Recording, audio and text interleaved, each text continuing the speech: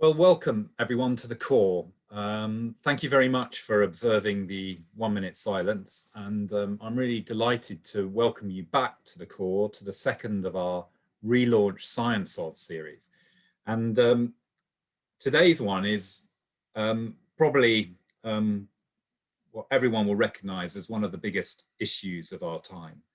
And the journey to reaching carbon zero is so fundamental to our society and to the business and social and cultural challenges of the next decade and decade after it, that it does seem almost unfathomable as to how we really begin to make progress. But the purpose of today's Science of is that we've got three speakers who are fundamentally looking at practical ways to navigate and manage and deliver parts of that journey in different ways. And that's really, I think, what the Science of is all about, is this approach to being able to actually affect change, affect some of the big societal challenges that we have in order to improve our environment for the generations that come after us.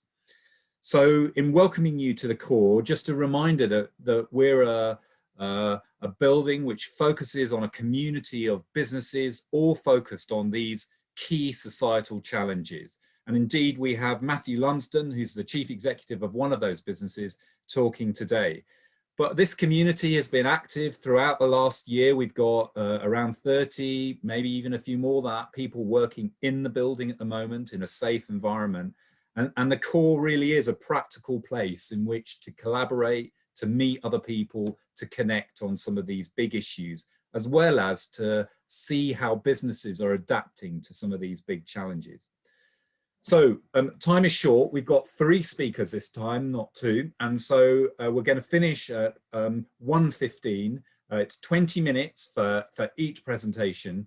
And I'd really like to introduce Tim Rippon from Newcastle City Council, who's part of the Green team focused on climate change. And Tim, if you want to start sharing your screen and you can begin to introduce yourself. Tim, over to you.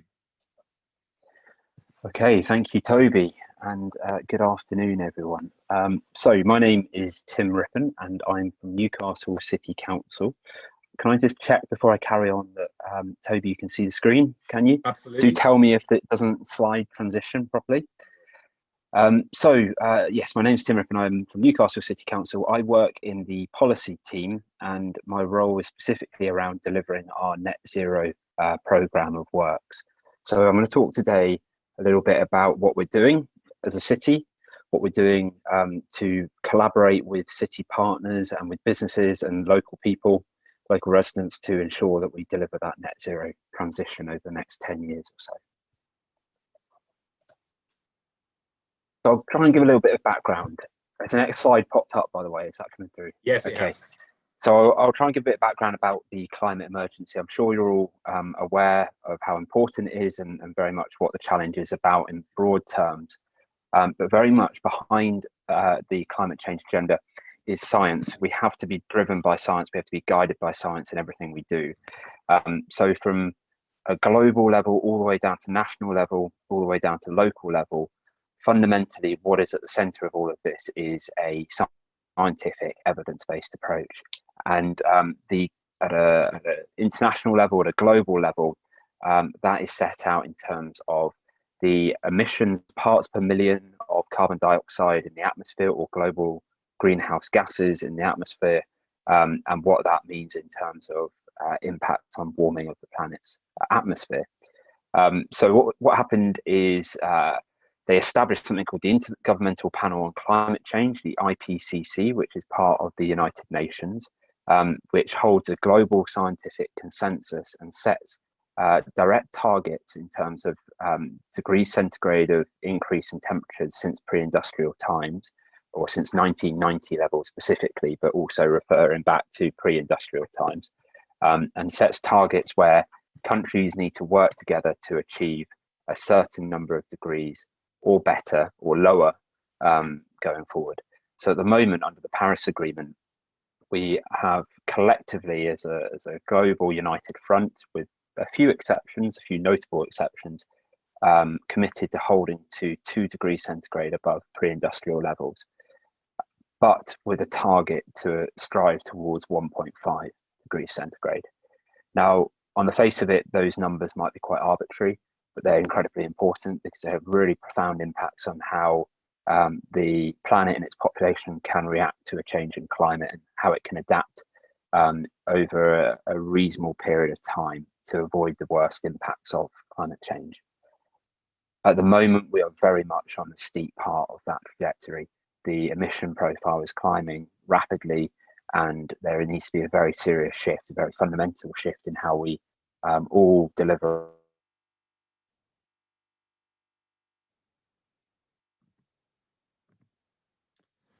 Tim, we've just lost you through a connection. So I'm assuming that Tim's going to try and make that connection up again. And we'll just, there he is. Okay, I'm sorry. I think I got kicked off my station. You're back. Okay. Just share my screen again. Is this coming through? Just about to. Yeah, okay. It's there. Okay, sorry about that. So yes, we're all working to a science-based agenda with very targeted international climate commitments. Underneath that, we have a very driven national agenda, which is to deliver net zero by 2050, and that's a legally binding commitment by the national government. And that is driven by evidence base and scientific evidence from the Climate Change Committee. It's filtered through the Climate Change Committee and then presented to government in terms of how they need to take action and determine their policies going forward. So the government is advised by the Climate Change Committee. Within Newcastle at a local level, we committed to a declaration, a climate emergency declaration in April 2019. And we established that our commitment was to strive towards net zero by 2030, which is 20 years ahead of the legally binding national commitment. But as local authorities, we're certainly not alone. There are another 300 other local authorities or more in the country which have declared a climate emergency and are making bold net zero commitments. So really positive news story, but there's an awful lot of grassroots movement around this issue. And in November last year, as part of our disclosure under CDP, that's a carbon disclosure project, which is a major international initiative to determine how cities are transitioning towards net zero. We were given an A-list rating, which recognises Newcastle as an international climate leader. So we're delighted with that and shows the bold steps that we've been taking forward on this agenda. Why is this important? Hopefully the slides popped up again. Can I just check? This is the next one. Okay. So from an international perspective, it's really clear why that's important. There's an awful lot of literature out there. From Newcastle's perspective, many of you will have lived through and experienced some of these events, the Toon Monsoon. They all have quite apt names or quite interesting, exciting names, but the Beast from the East, the North Sea tidal surge. These are becoming increasingly frequent, these extreme weather events, and that's very clearly related to climate change. And we are seeing the cleanup bill from a lot of these big events increasing exponentially as well. So, for example, the Toon Monsoon cost us about £80 million as a city to clean up. So a really big cleanup bill, and they're becoming increasingly frequent. So money talks. Really, this is starting to hit the public purse, and it's beginning to hit residents and businesses in the pocket. Tim, do you want to just try reopening the slide because it's not moved forward? Is it not? Okay. Not my day today. I think we're all getting used to these glitches that occur on platforms, so. It's probably my end. Can you see a little donut chart now?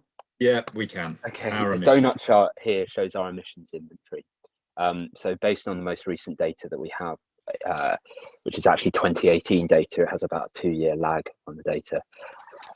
2/3 of our emissions are coming from the energy sector. So that's in use of energy within buildings, but both domestic and non-domestic buildings, so roughly equal split between domestic and non-domestic. Another 1/3 of our emissions are coming from the transport sector, and then a small, but definitely a significant part of our emissions are coming from waste, about 6% coming from the waste sector. By and large, that's our scope 1 and scope 2 emissions. So those are our direct impacts as a city on emissions, things that we have a degree of control over, and that's how they're split. So what I'm going to talk about in this presentation in the next couple of slides is the energy sector and the transport sector, because that makes up the vast majority of our emissions profile.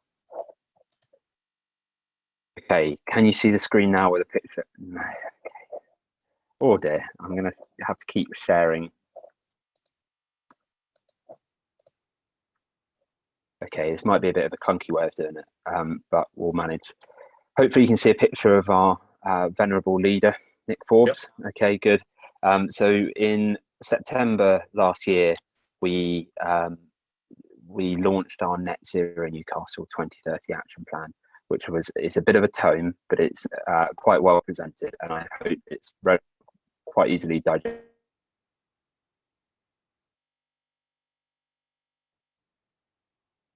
Tim's just got kicked off again. I'm sure he'll be joining us again in a moment. One of the challenges at the moment is, of course, so many people are using neighbourhood connections. Welcome back, Tim. Okay, I'm going to give up on my slide deck. I'm just going to talk to some of these points, if that's okay. So we launched our Net Zero Action Plan in September last year, which was a really defining moment for the city. It's basically establishing where we are today and where we're heading, and what we need to do, practical action that we can take to drive the net zero agenda. Behind the scenes, what's not publicly facing in that document, but if you need any more information, we're very happy to share it, is we've done, for every one of the actions that we presented, and there's about 100 of them in that action plan, we've set something called a transition target, which is effectively from today, from 2020 through to 2030, what the shift in behaviours, what the changes we need to achieve are as a city in order to make our 2030 target. And within that, sitting behind those changes is then a carbon abatement figure. So we're calculating the carbon abatement factor that's relating to each one of those transition profiles.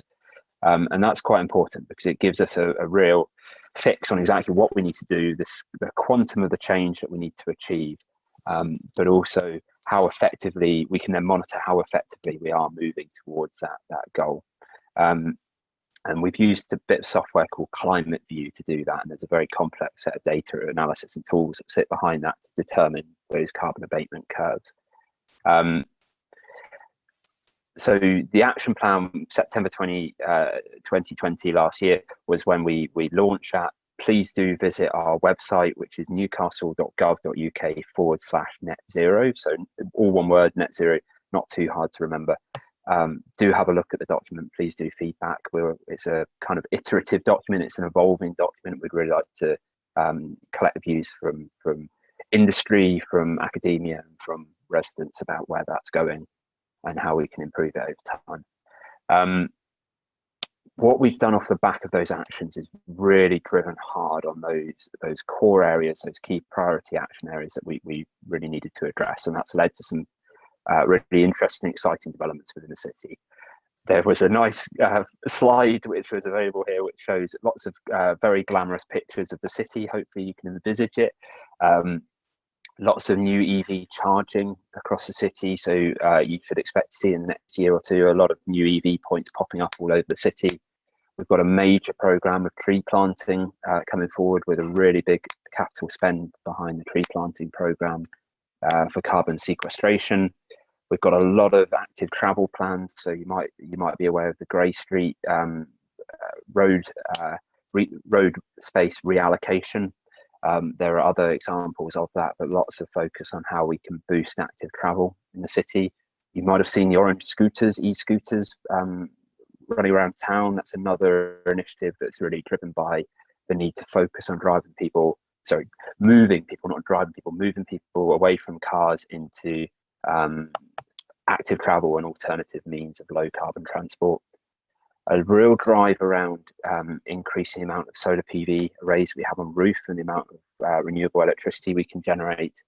And you might also have heard about the Northumberland line reopening for commuters to come into Newcastle from rural parts of Northumberland. So lots of exciting development happening, and that's really good to see, and good to see the net zero transition happening in practice. So for the final bit of the presentation, I wanted to talk you through a few key challenges that we're facing. And the first of 4 challenges I'll talk about is how we use data to inform decision making. And we have some fantastic assets in the city in terms of data. And I think the key message from me here is there is a phenomenal amount of data that we collect overall but it's really spread across lots of different organizations, lots of different departments within different organizations have data, and they're all collected for different purposes. But when you fit all of that puzzle piece together, there's a really clear and quite a comprehensive picture of how we as residents interact with the city, how we use the city, where we generate emissions, and how we can start to build up a picture of how we're moving towards our net zero goal. Some of that data has varying levels of accuracy, or varying levels of completeness, or varying levels of how recently it was updated. So there's a fair amount of data cleaning needed to really get to a point where it's completely usable. That's an exercise we're working through at the moment to create a framework of local metrics of performance, or local proxy data that we can then use to reference how the different projects and initiatives that we're implementing, or even external factors, the likes of COVID, what that means for how we interact with the city. But there's a phenomenal amount of data out there. What we're trying to do is collect it into one place, make it as open data as possible, and then start to use that data to really inform our decision making. Now, I think one of the areas I'd probably like to draw out an example of is homes in relation to data. So we have lots of information on, for example, in relation to any particular property, we might know what the planning history is. That might sit in a planning department. We might have information from the Ordnance Survey on the footprint of that building, or the location of that building. That comes in through something called the Gazetteer. We have lots of LiDAR data of the city, which gives us information on the roof area of buildings. We have information from the distribution network operator on the grid system in the city, and also from the gas network operator. So we've got loads of useful information there, and also things like smart meters that are installed in homes. What we're trying to do is condense all of that information down into a clear and digestible format that we can then understand what a home or a building is using in energy consumption terms, and how can we target a set of interventions that will deliver the greatest impact on that building at the least cost. So there's kind of a cost and effectiveness balance going on there. So what we're doing in that area, and this probably takes me to challenge number 2, which was around removing complexity to really drive mass uptake, because what you've got there is a really complex picture of data and how it relates to an individual property or an individual person or part of the city. And what we're trying to do is take all of that data, use it to inform bespoke solutions and tailored interventions to drive our net zero transition. But really importantly, we need to remove a lot of the complexity for the end user. So we need to streamline a lot of that data. And we have, we're planning and we're developing a tool called Newcastle Green, which is effectively an interactive GIS platform where you as a building property owner or building owner would be able to go into that, select your property, and it will bring up lots of the information about that property that we hold on file that you'll be able to then validate. So it would be a partially interactive tool. And then using a series of logic trees, it would then allow that data to be used to drive a tailored intervention and propose to you as the property owner what might be a suitable set of measures that you could implement in that building. So we're developing that tool at the moment.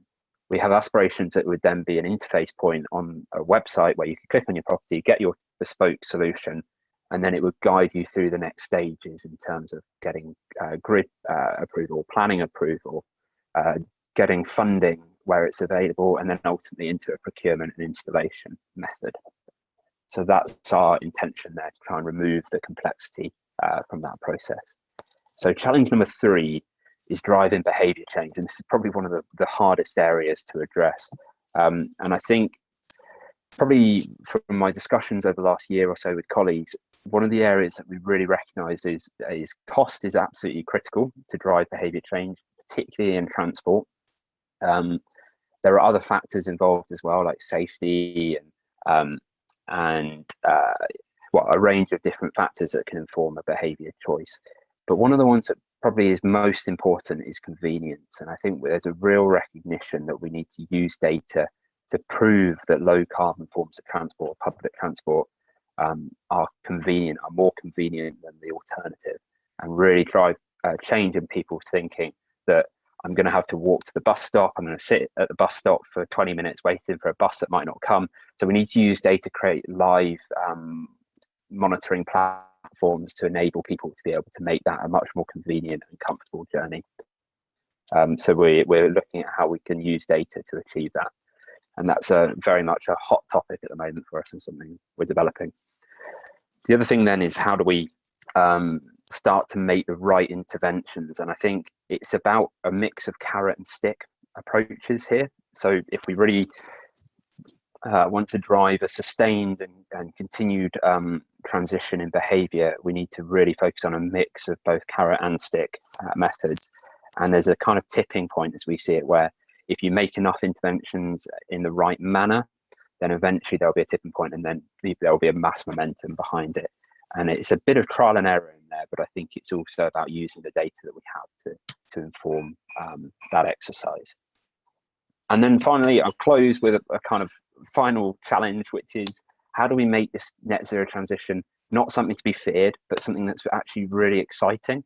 And I think there's a lot of focus at the moment across City Council about how do we engage the large numbers of the population who want to see change and want to see a transition to net zero happen, not just for the carbon benefits, but also for the health benefits, for the air quality improvement, for the change in lifestyle and well-being. So it's all about really defining a vision for the city and making it an exciting journey and something that people really want to move along that curve. And that's, I think, some of the core challenges that we're facing, and how we can drive the net zero transition. I'm afraid you've missed out on all of my glossy photos on the presentation, but I'm happy to share the slide deck after, if that would be any use. It would. Tim, thank you very much indeed.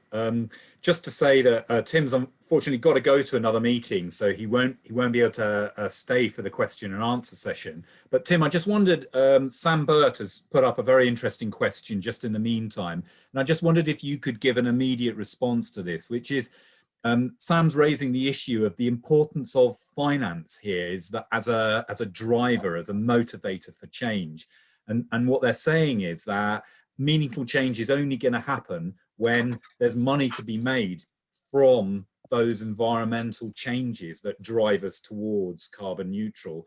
So do you think that is important, and do you think that's going to be a key part of the behaviour change you're talking about? Oh, absolutely. No, Toby, 100% agree with that comment. The role of, so I spent the last 10 years working in the renewable sector, and the moment the renewable sector really took off in earnest was when the cost of generating a kilowatt hour from wind or solar was lower than the conventional alternative, gas, effectively. And that happened about 4 or 5 years ago. It happened in different places at different times. It happened in Saudi Arabia about 2 years ago, interestingly, where they were very heavily dominant on gas and oil. Even Saudi Arabia, one of the biggest oil producing countries in the world, has now markedly shifted its generating capacity towards renewables, because money talks, because economics are stacking up. Absolutely, there's got to be a real focus to drive the market in this direction. And there are all sorts of ways and means of doing that, with carbon taxes, with market incentive mechanisms and the like, but really importantly, the commercials have got to stack up in order for this mass uptake to happen. I do fundamentally agree with that point. That's great. Thank you very much, Tim, and thank you for your presentation. Yes, if you would drop a line, we'll make sure there's a link made available to it so that Of course I will. people can Yeah, no access problem. it. Thanks, Toby. And again, if there are any questions, we'll forward those directly to you from any of the audience that are watching. So thanks again for your presentation. I'd now like to introduce Matthew Lumsden, who's the Managing Director, the Chief Executive of Connected Energy. And in a way, this is a good opportunity to hear from someone who's leading a business that is fundamentally about some of these key areas of change, particularly around energy distribution and management. So Matthew, I'll let you talk about your business, but welcome, and look forward to hearing your presentation. Thanks, Toby. I will hope for a bit of better luck with the slides. So I'm going to give it a try and see what happens. So I'm sure it'll be fine. That's it. Is that working? Yeah, it's Excellent. good. Okay, well, thanks very much for the invitation to speak. Particularly interesting because I usually just give presentations purely about the business and to battery, automotive, energy specialists, and I guess this is a slightly wider audience today, so I've taken a slightly different pitch to the presentation. Maybe just picking up on the last question that Tim responded to. I've been in the sort of renewables, clean tech sector since about for about 20 years now. And I remember back in about 2000 when I was running a business called TNEI, which used to stand for the Northern Energy Initiative, but it's now a consultancy. And we were running some of the first trials of rooftop PV in conjunction with people like BP Solar and various other people. And you know, these were some of the very first ones on domestic properties. They cost a fortune. We were having engineers popping up into the lofts of these houses to repair inverters, panels, etc. You know, almost on a monthly basis. And you know, we've come a distance in the last 20 years where we've really moved from that very, very early stage from a technical, commercial perspective to a very different state of affairs. And to be honest, that's the root of my presentation, which is that we spend a lot of time hearing about the quite appropriately termed, you know, catastrophic impacts of climate change, etc. But from my perspective, that is bad, but there's also some really exciting opportunities there, and I want to focus on some of those, I guess. So I'm a lifetime environmentalist, and yeah, have probably for quite a few years really focused on polar bears, and you know, my mission in life was to do my utmost to do what I could to maintain the iceberg so that polar bears continued to exist. But I'm in my early 50s, and I've been reading a lot of books on I guess the ecosystem recently. And one of the most striking changes in my life in that period is that, you know, I remember going on journeys with my parents, and from time to time we had to stop to clear the insects off the windscreens.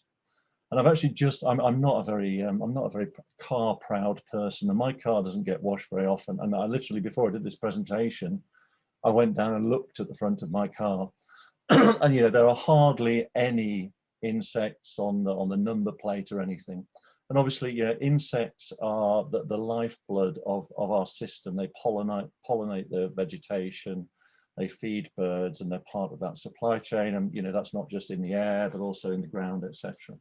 So we're starting to see some absolutely catastrophic effects.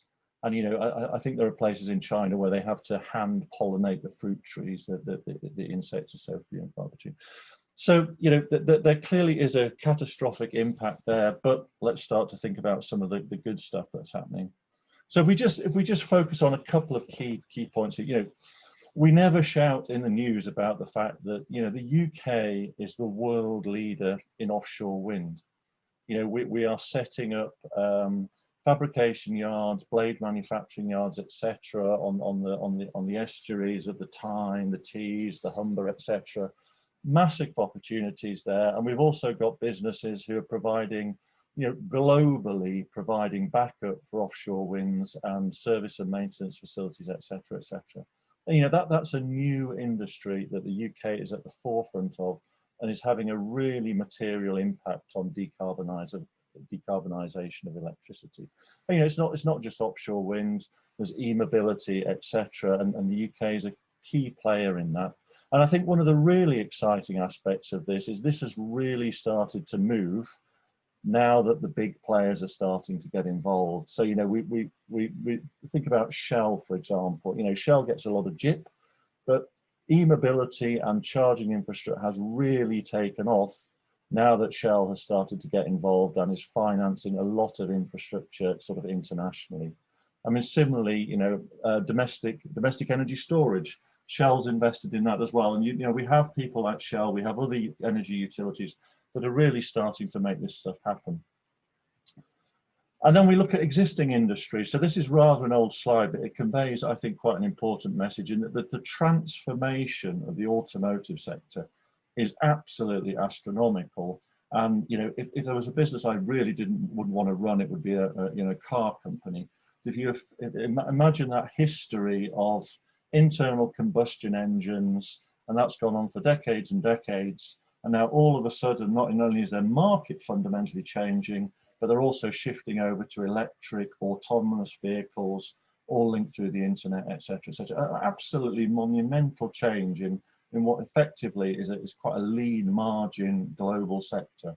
So, you meet people in the automotive sector that have been pretty much doing the same thing for the last God knows how long, and are really excited about it, but shit, there's a lot to do. So one thing that I'm tremendously passionate about, and perhaps in context with, the core and what Toby's doing, is the role of SMEs in this. And, we're an SME. I've built and exited a few businesses that have all been very much, around the consultancy base, but what we're doing now is very much around technology. And what is incredibly exciting is the recognition and the role of SMEs in taking this lot forward. The amount of investment that, the big utilities, the big OEMs, the integrators, funds, etc., are making into small companies that they perceive as being able to accelerate the progress towards a lower carbon environment is phenomenally exciting. So, there's a huge opportunity there for people who are slightly unhinged and want to get involved in running a business. Not necessarily recommending it, I'm just saying I quite like it. So there's another piece of the jigsaw as well, and this is a slightly embarrassing slide. The message is the fact that there is a phenomenal ecosystem out there of organizations, funds, accelerators, etc., that are there to support the growth of startups, whether that be fintech, clean tech, or whatever. I mean, I think the UK is lacking. I think a lot of it's there, but unfortunately, I don't think if you compare the UK with the States or Israel, for example, we don't get excited about startups. We don't sort of recognize their role in the world. And I think you'd really struggle, or I've really struggled to find a map that demonstrates this ecosystem in the UK. It's there, we just don't shout about it enough. So hence, this is probably not particularly useful to you Danish infrastructure, but anyway, it conveys a message. So if I just sort of tell you a bit of a tale about connected energy. So we are involved in the development of energy storage systems that utilize second life electric vehicle batteries. And I'm going to be really brave here and attempt to run a video which I think summarizes our business fairly well and just gives a bit of background. So I'm going to start off by stopping the share. And see if I can get this to work. Can you see that? Can you hear that?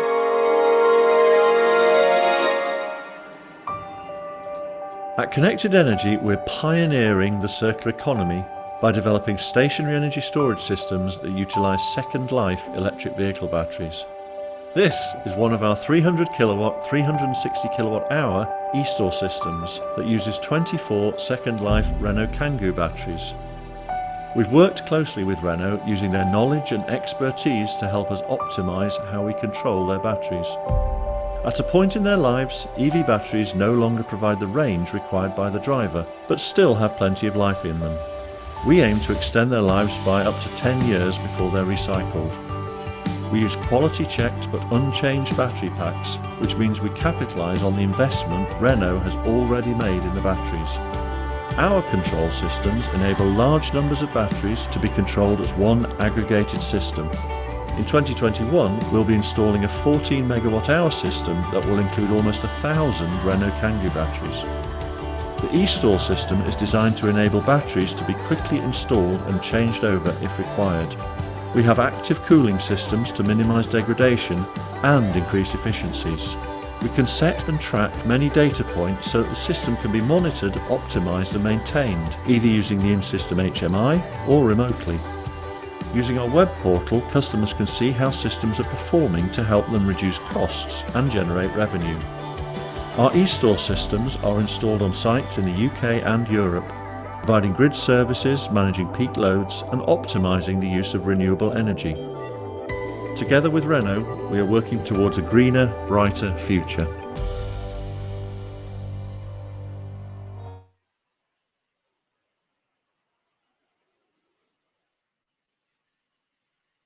Okay.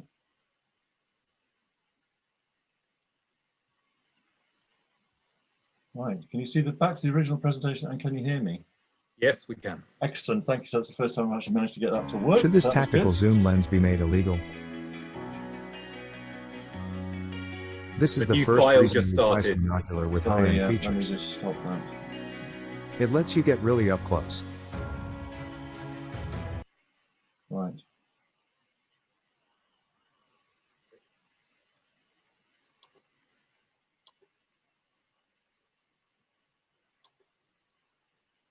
I think you were just tempting fate where you said that was the well, first time it perfectly worked.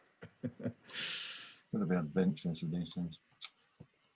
That's it. We're back to the slide. Right, we're back on. Excellent. Right, okay. Yeah. So we find ourselves in a slightly odd position in that you know, I'm not saying we're undisputed, but we're pretty much world leaders in what we're doing.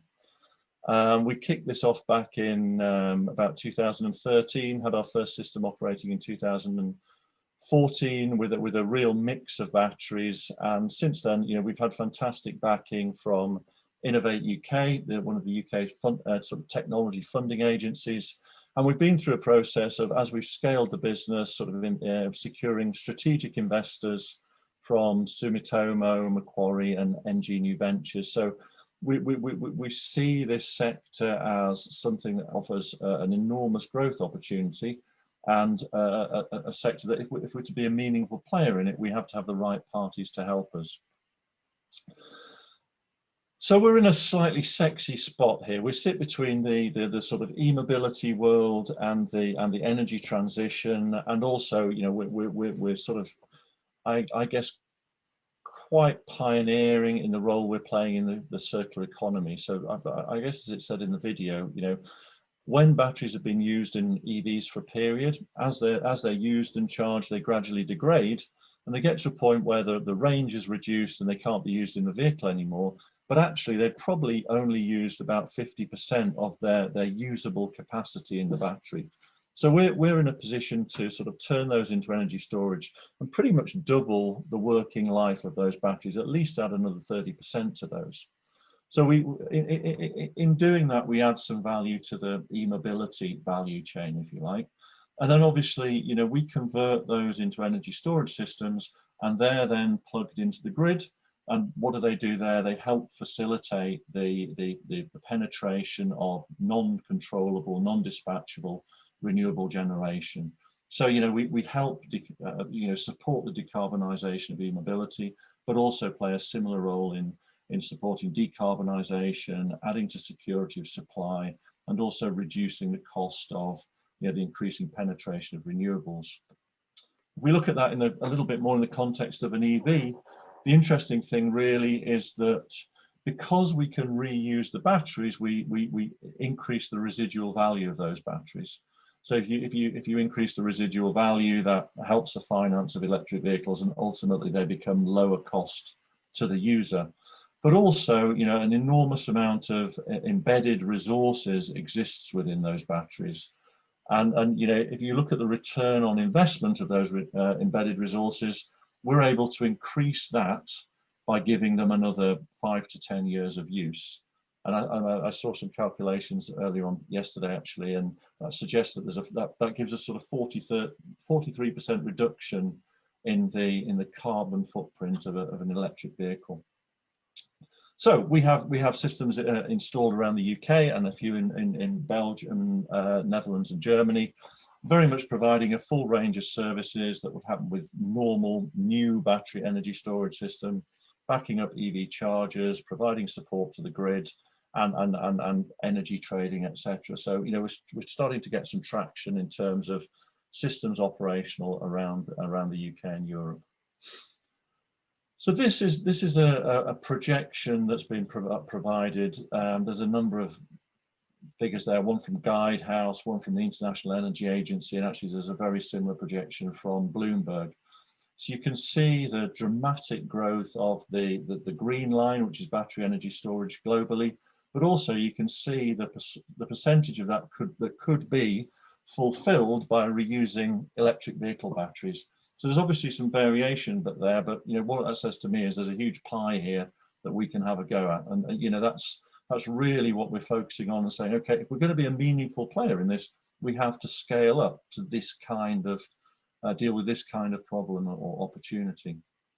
So at the moment, the systems we've installed to date are simple containerized units, which this is a 20-foot shipping container. You can see on the left-hand side there are the batteries that you've already seen in that video, and then the right-hand side we have the power electronics, and we plug these into industrial and commercial sites and help them generate new revenue and reduce their site costs. The next stage we're moving forward to is separate power containers and separate battery containers. You can see there's a battery container here. This is a really nice project. It's installed on a recycling site in Belgium. And this enables us to get some economies of scale in terms of the logistics. So we can install the batteries in the container at a central hub, and then we can move those straight to site, plug them in, and we have an operational energy storage system. And this is a bit like what some of them might look like on site, where you can see in this configuration here, this is the central power container, and we have container loads of batteries here. And as those continue to degrade, we can really efficiently change them over. But I talked about scale up, and our view is that if we're really going to deal with that opportunity, we have to go much, much bigger than that. So you can see on the right-hand top picture, there's a picture of a warehouse full of cardboard boxes, but that's where we're driving to in terms of our technology. So getting to a scale where we have warehouses full of EV batteries. Our technology is agnostic, so we can control any type of battery so long as we've got the support of the OEM. And the idea is that you deliver those batteries to the site, we use them for as long as we can, and we effectively churn the batteries. They will vary how long we use them for, and then they'll go on for a recycler. And these will produce really large scale, low cost stationary energy storage with obviously a very good sustainability credential attached to it. Just thought a brief mention for NICD. So the National Innovation Centre for Data is located on the Helix site next to the core. We've been working a lot with NICD around optimization of data, embedding machine learning in our system so that we can further optimize the value that we extract from those batteries. So that's a really exciting collaboration, a real asset having them on site at the Helix. And then finally, a bit about our business model. So, these are some of the people we're working with. So we effectively provide a technology and a new business model around utilizing these batteries. So we're working with a load of OEMs. We integrate their batteries within our system so that when available, we can use them. We then create projects, and our view is that if we can use the battery and we can provide that pipeline of projects, then we can deliver these energy storage systems. So we're very much focused on a business rather than just a technology, and that's a key part to maintaining growth. And a really exciting thing that we have, which is quite unique, is that we're able to provide an extended warranty on these second life batteries, which is a real feather in our caps in terms of being able to sell these alongside new systems. So, well, 20 seconds to go, that's good. So a final slide, and it's a very minimalist slide. So yeah, there's a catastrophe there, and it's not laughable, but you know, I think it's a really exciting time. I think there's a juggernaut of change that is really starting to get some traction, and the opportunities that it represents are plethora in their variation and scale. So, you know, I think we should all be really focusing on how we can contribute to that process and get involved from a business, public sector, finance perspective, or whatever. Okay. Brilliant, Matthew. Thank you very much indeed. Thank you. That was great. And I think for everyone that's listening and watching, what a fantastic example of the way Newcastle Helix and the core is, if you're like, providing an environment for innovative businesses like Connected Energy to be growing their business in this key area of work. Because that is what this community of businesses and research institutes is all about, is, if you like, commercializing and creating the opportunities to address these challenges in a way that is opening up new markets, creating high quality jobs, if you like, creating the links with research and development that's happening in academic institutions like Newcastle University. So a fantastic exponent of what Newcastle Helix is all about. Matthew, thank you very much indeed. And some more questions are coming through. I hope you'll stay with us to the end so we can field those.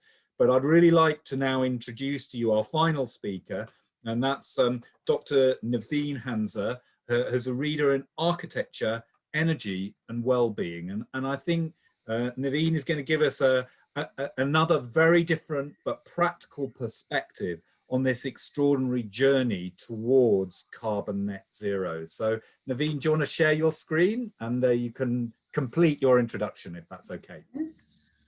Hello everyone, I'm Neveen Hamza from the School of Architecture, Planning and Landscape, and a Newcastle citizen since '99. I'm very, very proud of it. I think I'm delighted to be the last speaker on this occasion, because I hope that you can see from my presentation is that the role of academia really has been evolving continuously to look at the challenges that are thrown at us by the climate change. And it is real, it's not laughable, as Matthew just mentioned. And it is important sometimes to look back and think about what really history tells us and what practical lessons can we learn from there.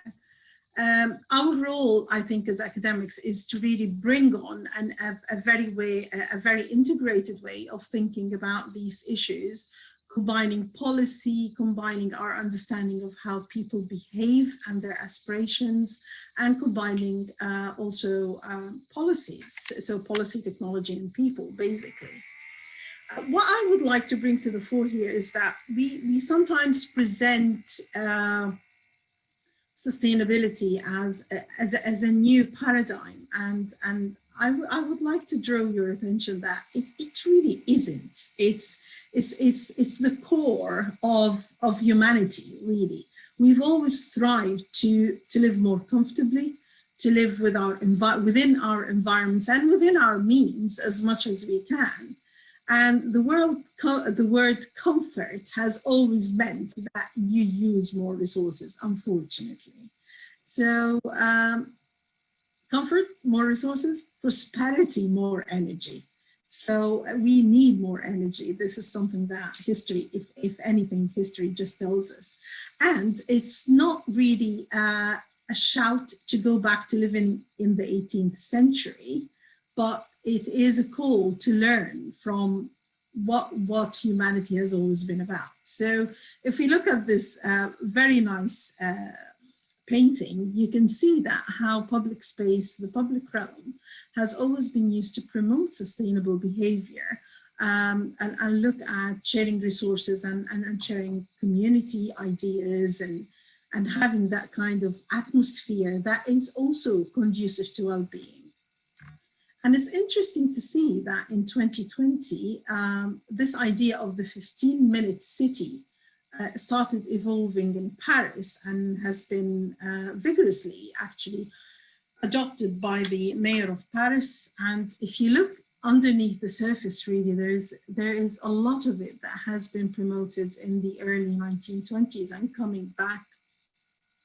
But we tend to, what I would like to show you today is that there are different ways to look at it. And I'm delighted that Tim actually in his presentation, and I jotted these down, wrote about, spoke about how Newcastle City Council is thinking about adding trees. There is a budget for trees for carbon sequestration, and that they're looking at the human behavior as their third challenge, and indeed it is.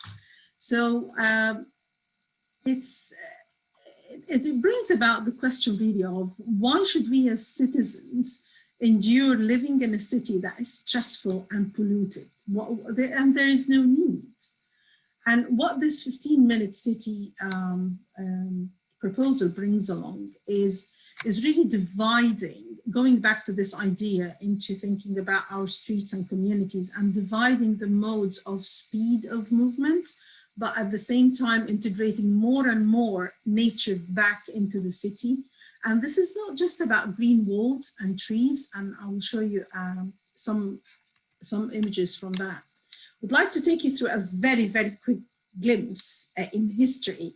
As an architect, I was always interested in how people used energy in buildings, because we've always used energy to provide a level of comfort, whether you're using your direct solar radiation or using active means like someone using a fan, a handheld fan, or even burning some coal. But bear with me, if you look at our history, I'm originally come from Egypt, so I have to have a little bit of reference to the civilization. And if you look at the temples, the famous temples, these were really about using the resources sustainably to provide thermal comfort and visual comfort for the people who use it. And one of the first examples, where we provided the clear story invention. So hot air always moves up, and that was used. You look at it in the parliament, the same principles were used. You heat the basement, hot air always rises. And just by using basic principles and understanding, just by doing that, the resources used to provide comfort were very much reduced, and very much an architecture that was embedded in its local climate and culture. We go into the 1930s with ideas of modernism and all the good altruistic meaning that was behind it, coming out of world wars, and that we need to have an architecture that's fit for everywhere, regardless of climate. Let's remove the idea of that we have different identities. Until 1973, the Six-Day War comes into the context, a very political occasion.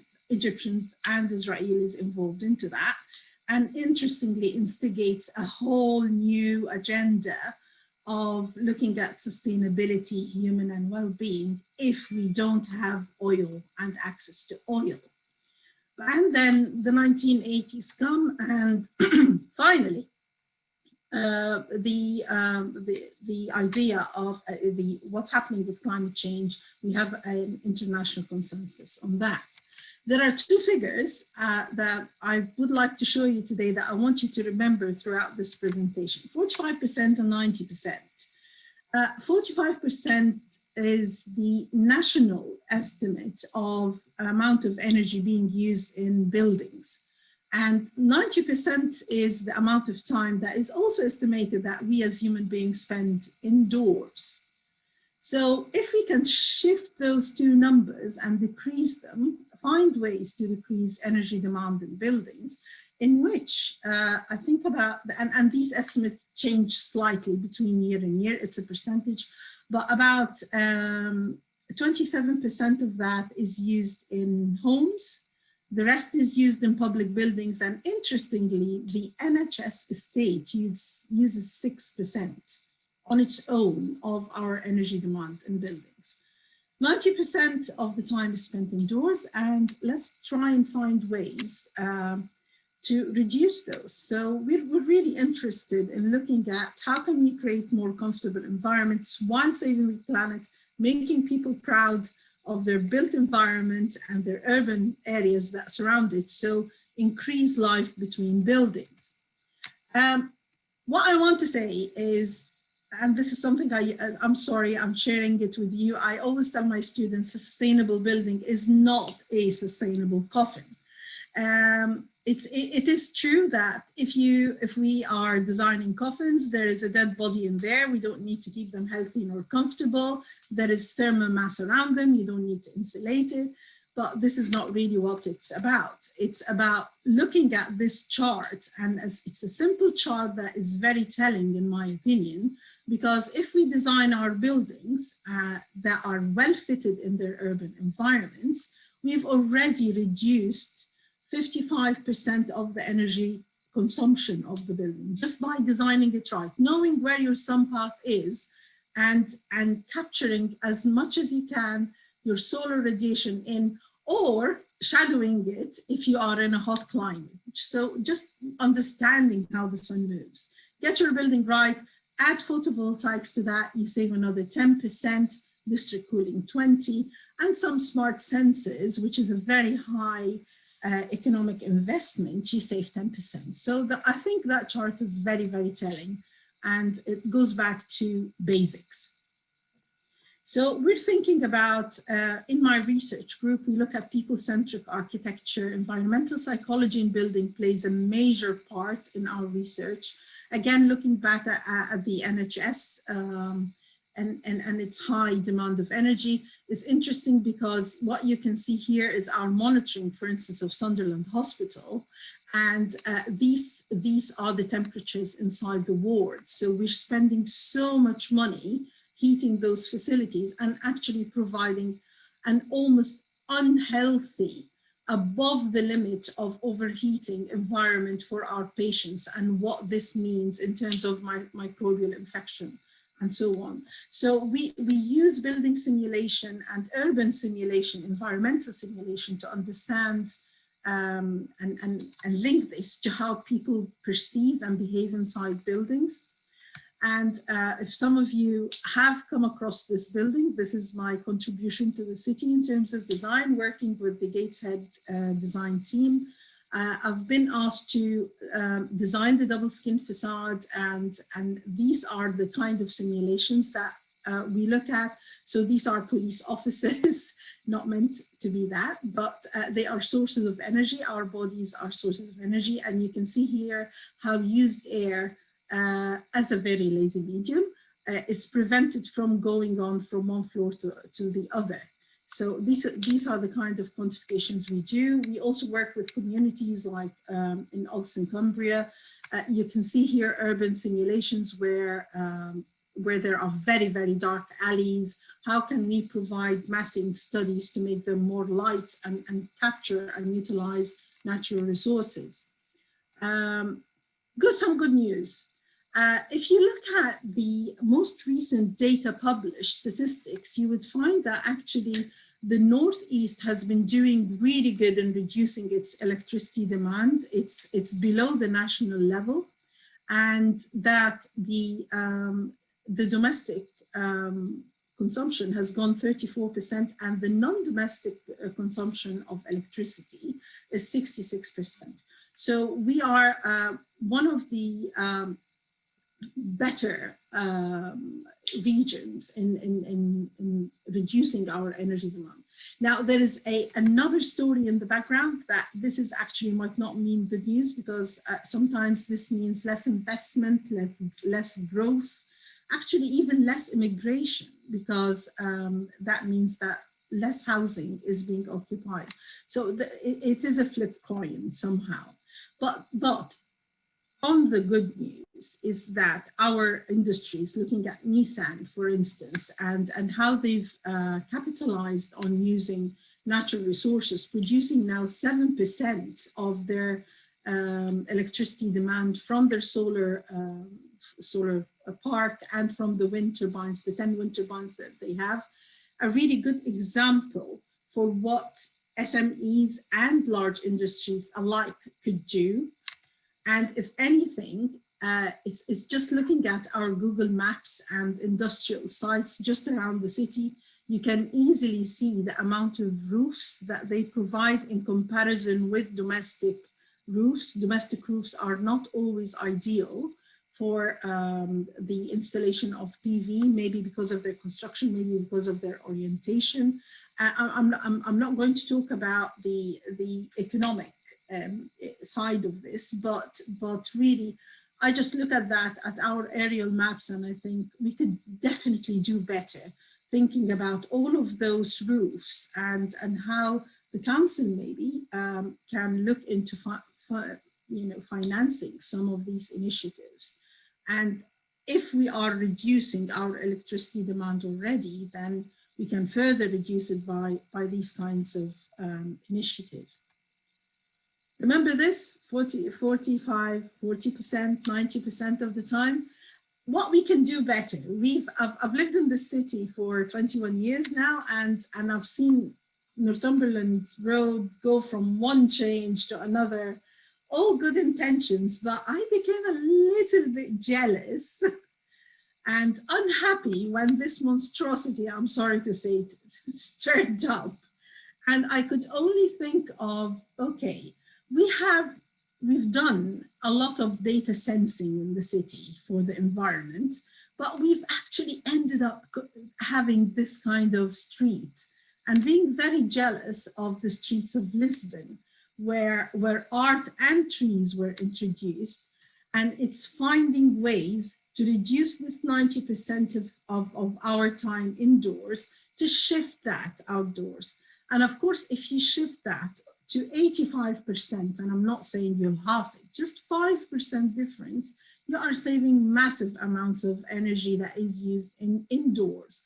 And not just that, but decreasing diseases and having a healthier, younger generation growing up. Now, the average time spent outdoors for a child should be 3 hours. The average time spent outdoors nowadays for a child is 7 minutes. They are spending all of their time indoors. And you can see that we're not helping that because we aren't really providing environments outside that are interesting for the youth to spend their time outside and start talking to each other face to face. So even if you look at Northumberland Street and the surrounding commercial activities, now we're all coming out from coronavirus pandemic, hopefully, and this has affected the economics around the street and many shops are vacant. And part of me thinks, actually, there is an opportunity there that we can start creating more places for people to sit. So the success of urban use is always about sitting and spending time.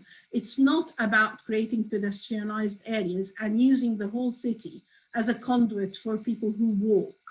That's not the only reason. And if you, Denmark has been quite a pioneer in understanding this concept. It's life between buildings, not life walking around buildings and making people stay. And then again, this is all about reducing your energy demand and having a healthier lifestyle, a more fun lifestyle where people can, in summer, just turn these urban spaces into dancing spaces, singing spaces. But very, very jealous from Wuhan, actually, that I was quite lucky to work in the university there for 6 weeks. And how they've used their streets with local species of cherry trees as an urban destination and a tourist destination, but even more jealous of Seville. Now, Seville used its orange apples to create a whole identity and a whole history, putting on their website as the city, we are providers for the Queen of England for the jam that she likes. So, and I'm looking at our gardens and thinking, we have local apple species that are amazing. We have cherry trees. Why, instead of the council just thinking of, okay, let's have trees for carbon sequestration. Let's have trees as food that can help people, that is fun to collect, that connects our youth to nature again. And more importantly, the council can actually employ some people to deal with the foliage and the backfall of these and the uneaten fruits. And then all of that goes into a biodigester, an anaerobic digester that we already have one in Hexham. I know that the university used to own one, but dismantled it. But all of that, so it creates that kind of, cyclical, very natural ecology that helps with the sustainability agenda. So really, I'm finishing here, and I hope I didn't exceed my time. So it's not about a net zero strategy, it's about a net well strategy. And that again falls back into the position of not just saying this is about energy, this is about well-being and how we have that kind of balance. We do a lot of studies to simulate how the impact of increasing greenery and how that actually changes the wind flow in an urban environment, because the more we want people to sit outside, the more we want to provide also the appropriate climate for them to want to sit outside. And I think our facilities in providing advice on doing that, because it's not just about putting a tree on the street, there is much more going on to it than that. So, and also we have capabilities to look at what does alternative energy generations mean.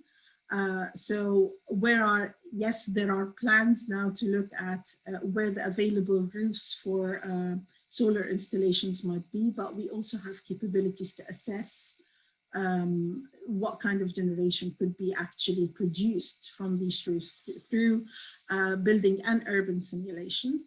So I hope I've given you some opportunity to create some more discussion rather than give you answers.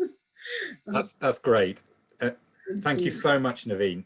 Thank you so much. That was a really interesting presentation. And I think one of the things I take from it is that sometimes we focus quite naturally perhaps on technology and the inputs we can put into changing our environment to reduce energy, to reduce our carbon footprint. But you've emphasized some of the, if you like, the sort of underlying design and systems thinking that needs to be applied just as much. And your standout statistic about the average time that young people spend outside, 7 minutes a day, and what should be 3 hours a day, is to me is a really evocative reminder of certainly my childhood, where I was kicked out of doors onto a street, into a yard, if only just before you eat a meal. It's part of a culture where you'd spend more time outside. And it just reminds us that some of those things are equally important to, if you like, the technologies that Matthew was talking about. So thank you very much. That was a really enlightening presentation. So look, we've had a couple more questions, and I'd just like to put this to Matthew and Neveen. So this a really interesting issue that's been raised, which I think sort of reflects on some of these challenges, and that is just about, if you like, the relationship between small companies, between small cities and big corporations and big environments. Can we really affect change that's actually going to make some of those bigger countries, those bigger corporations start to drive that change? Perhaps Matthew, you'd like to kick off, because I think you had a few thoughts on that which began to come through in your presentation.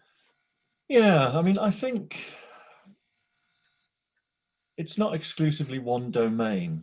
So I think, you know, the UK and I guess UK startups and UK universities are recognized for being, you know, extremely innovative.